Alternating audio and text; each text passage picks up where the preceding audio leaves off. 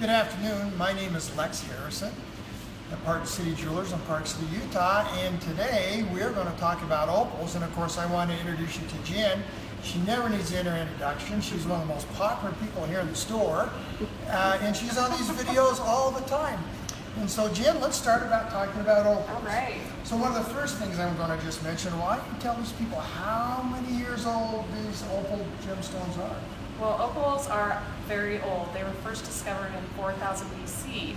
And then around the 1800s, they discovered a big mine in Australia where they find a lot of the opal that you find today.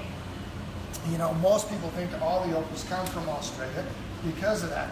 My personal story is I'm an Idaho boy, and Idaho actually has opal. It's called Idaho opal, which is kind of a very beautiful stone, which is kind of different. Now, where do other places opals come from? Ethiopia is another source, and they find some of the most beautiful fiery opals in Ethiopia.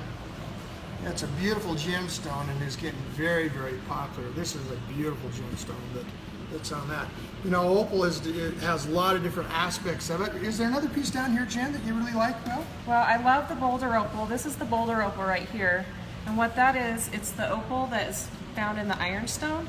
So opal is a silica, and a lot of times like rainwater will deposit it into little crevices. So it's deposited into the sedimentary rock a lot. And the most interesting thing is they find it in all sorts of things like seashell, rock, bone, wood. I mean, pretty much anything they've probably discovered opal, it has been opalized. So this is what the boulder opal looks like in a finished piece of jewelry. Fascinating. You know, it's a beautiful gemstone, and one of the reasons why it's one of my favorite gemstones is because each opal is a little different.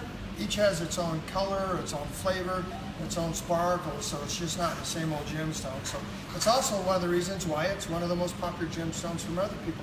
The gemstone opal is also used for one of the birthstone months. And what month is that? October. October, it's a great one. There's a few others, but it does very well on that. You know, also, there are other ways that they do opals. They do them not only in the cabochon form, but why don't you tell us right about these, because these are kind of unusual pieces. Yeah, these are really interesting because they are faceted, and you don't see opal faceted very often. So it just gives a nice play of color when you're displaying those in the sunlight and the light. One of the reasons they don't fasten very often is opal is a fairly soft stone, correct, Jen? Correct.